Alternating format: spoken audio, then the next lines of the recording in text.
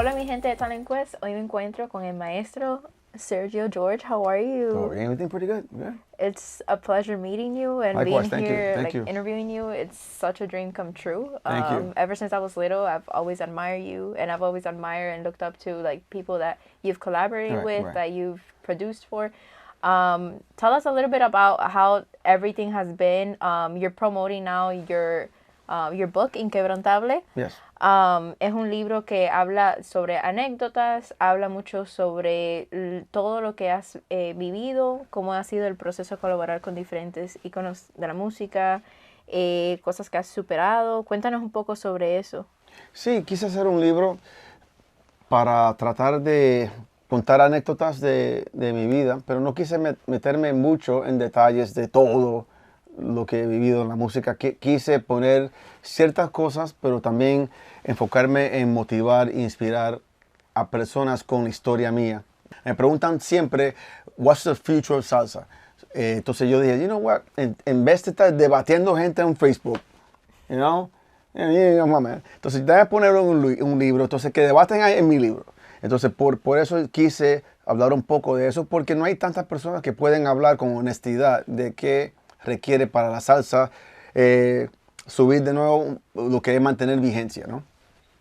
How do you think that nowadays with the whole like digital platforms, how has that impacted your job, or how has it, benefited? In other words, what do you think has been that change? Because we went from like a more like traditional linear way to a more like digital, platform. It's made it better. You think it's better? Oh, absolutely. Made it better. It's increased the visibility for the artist. I think the music business is bigger now than before. It's more competitive, more difficult to get a song out there placed on a playlist. But the music business now is bigger than ever. The user, the artist, the creator has complete control over their product, which wasn't the case many years ago, where they had to depend on somebody deciding your fate. Now you decide your fate, but you got to focus on having good content. So yeah, it's challenging. It forces me to get now into more technology, but that's what motivates me, that you're always learning. You're always learning. So I think it depends on what you do with that distributional platform, and it depends on what you do with that information. I think I take it as a positive, that it's going to motivate me to now find another way, a new way to sell my music. And you're going to have to make adjustments. And salsa music has to change. For example, what I'm known for, it's got to make changes to adapt to the new audiences. And from my understanding, that also includes having like urban reggaeton artists, mixing that with, salsa fusions. I've overheard, a little birdie told me, that there will be future collaborations with artists like Mike Towers. Yeah. There's actually a collaboration with Lenny Tavares. Like, how was that process?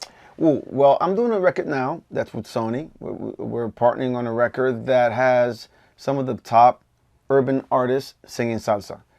Now, when I say that, people start imagining, because you know how people are. They start imagining a reggaeton beat con cata with salsa. No, it's not that. It just happens to be the urban guys and how they hear salsa that they grew up with. For example, I just did a song on Mike's record, Mike Towers, that is #1 global apparently right now, global album sales and streaming. But the song is not a reggaeton with salsa beat. It's an old-fashioned 70s song boogaloo with his flow, with the lyrics of today and how he hears salsa music. So that's an indication of what I mean. There is no drums at all. It's just straight up simple salsa music, Afro-Cuban music. And it's #1 globally because the guy has millions of fans. So yeah, it's needed, that fusion. And we started a record that so far Jay Wheeler has sung, Lenny Tavares is going to sing, Justin Quiles has already sung, Daddy Yankee's committed to have something on there, Maluma's committed to have something on there, and that's what's needed to bring up, again, the profile, not change the music, but bring up the profile of salsa music. What do you think is the #1 tip or the advice to remain authentic and to remain unique, especially when you have so many like up and coming artists in this industry? Like, what do you think is that key to be to stand out, to be to try and be #1? Stop copying. Stop copying. Become original. Try to do something that's against the grain, even though you might say, well, it's not happening now and I want to make money, I want to pay my bills. Well, this is not a job. Get a job in no, Wendy's. I'm serious, man.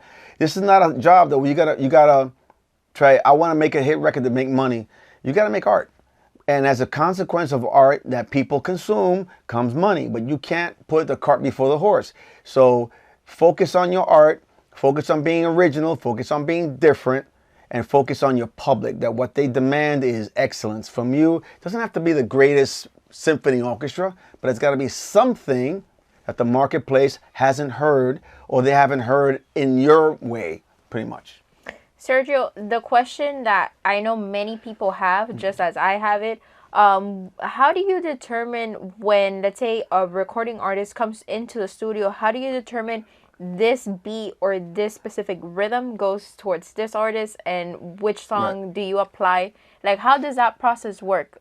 Is it a question of like you learn and work around, the vocals and how this artist, the personality, and combine it, or like how does that work? You have to work. A producer works for the artist, so you get together with that person before you go into a studio. You get to know what they're about, what their influences are, what their musical tastes are, what their limitations are, what their strengths are, and based on that, you start to carve out a sound. If they don't have one, you got to carve out some kind of sound based on their talent and based on their influences and how they're going to be able to sell that on stage. So it's the job as a producer is a hard job, because you have to basically say, how am I going to sell him to an audience that doesn't know him? You got to carve a sound in a niche, and basically the sound is already there, visually speaking. I have to now bring it out of that person. So how do I know that? Because a person has the visuals to sell.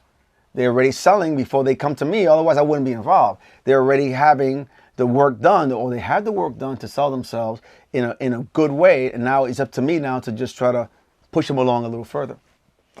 Going back into the book topic, your wonderful book that I'm so eager to read about. Thank you. Yes. It will become one of my favorite books, to be honest. Thank you. I'm such a nerd for them.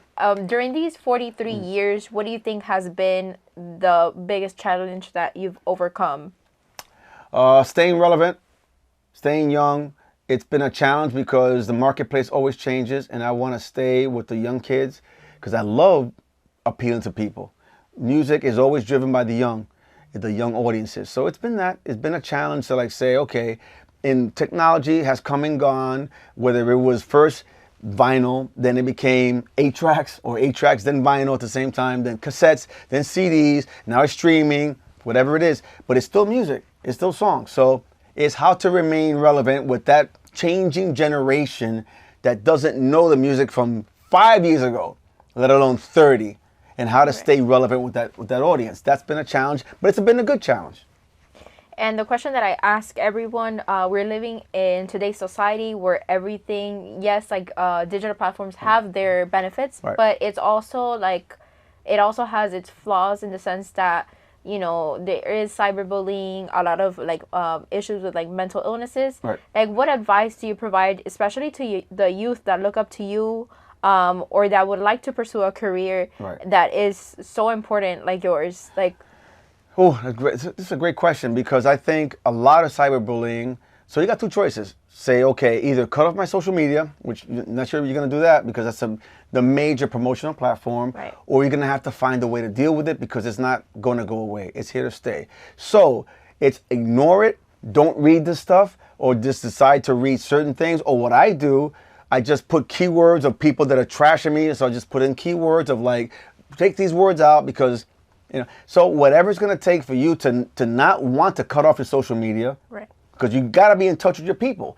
They're the ones that are feeding you what they want to hear, what they think they want to hear, and you have to give them what more or less you think they should hear. So that communication is available to you in ways that it was not 10 years ago.